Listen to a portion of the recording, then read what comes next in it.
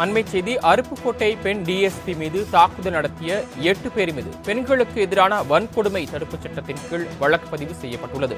கூடுதல் விவரங்களை வழங்குவதற்காக செய்தியாளர் அர்ஜுனன் இணைப்பில் காத்திருக்கிறார். அர்ஜுனன், இது குறித்த மேலும் தகவல்கள். வணக்கம் சரவணன். நேற்று முன்தினம் திருச்சுழி அருகே சரக்கு வாகன ஓட்டுநர் காளிக்குமார் கொலை செய்யப்பட்ட வழக்கில் சம்பந்தப்பட்ட குற்றவாளிகளை கைது செய்ய கோரி உடலை வாங்க மறுத்து அவரது உறவினர்கள் அருப்புக்கோட்டை அரசு மருத்துவமனை வளாகத்தில் போராட்டத்தில் ஈடுபட்டனர். அப்போது அவர்கள் சாலை மறியலில் ஈடுபட முயன்ற போது அவர்களை சமாதான பேச்சுவார்த்தைக்காக சென்ற பெண் டிஎஸ்பி காயத்ரி மீது தாக்குதல் நடத்தப்பட்டது. இது தொடர்பாக 8 பேர் மீது வழக்கு பதிவு செய்து நேற்று 7 பேரை கைது செய்து சிறையில் அடைத்த நிலையில் ஒருவரை தனிப்படை அமைத்து தேடும் பணியில் தேடி வருகின்றனர். இது தொடர்பாக பெண்களுக்கு எதிரான வன்கொடுமை தடுப்பு சட்டம் உள்ளிட்ட 9 பிரிவுகளின் மீது வழக்கு பதிவு செய்யப்பட்டு தற்போது 7 பேரை கைது செய்து ஒருவரை தேடி வருகின்றனர்.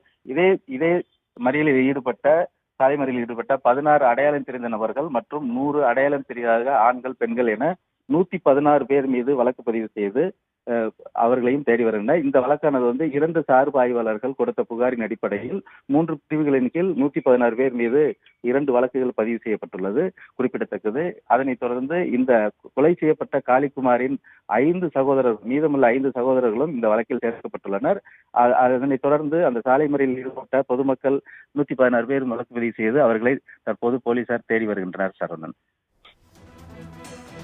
தாங்கள் வழங்கிய தகவல்களுக்கு நன்றி அர்ஜுனன்.